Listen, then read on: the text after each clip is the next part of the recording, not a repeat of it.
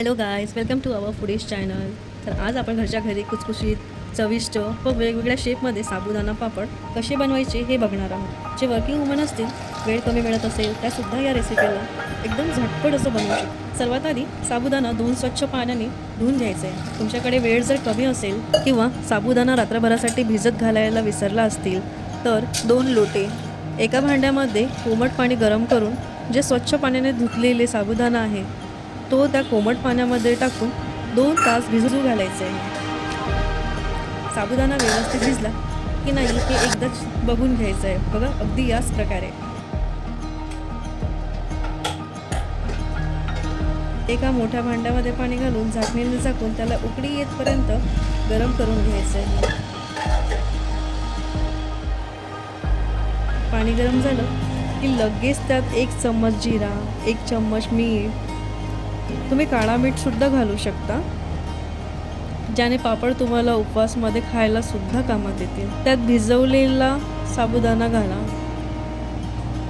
व त्याला सतत ढवळत राहा, ज्याने साबुदाणा बुडीला लागणार नाही. साबुदाणा तोपर्यंत ढवळत राहायचं आहे जोपर्यंत ते पारदर्शक होत नाही. बघा, या प्रकारे मिश्रण थोडे घट्ट झाल्यानंतर अगदी 5 मिनिटं थंड करून घ्यायचं आहे व त्यानंतर तुमच्या आवडीचे जे कलर आहेत ते तुम्ही यात घालू शकता किंवा नाही घातलं तरी चालेल.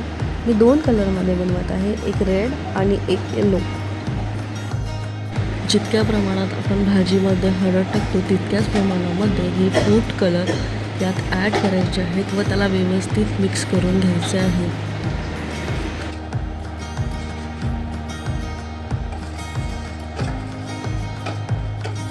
एका प्लास्टिकच्या शीटला थोडं तेल लावून घ्या. त्यानंतर जे मिश्रण तयार झालेलं आहे त्याने एका मोठ्या चम्मचने थोडं घालून सर्कल करा.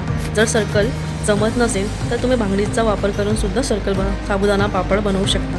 त्यानंतर आता आपल्याला जर स्क्वेअर किंवा ट्रायंगल शेपमध्ये साबुदाणा बनवायचा असेल तर वुडन स्टिक अगदी सहजपणे तुम्हाला कुठल्याही स्टोअरमध्ये मिळून जाणार. त्याला फेमिक्विकनेस ट्रायंगल किंवा स्क्वेअर शेपमध्ये बनवून पापड तयार करून घ्यायचे आहेत व कडक उन्हात 2-3 दिवस पूर्णपणे वाळवून घ्या. वाळलेले पापड हवाबंद डब्यात साठवून ठेवा.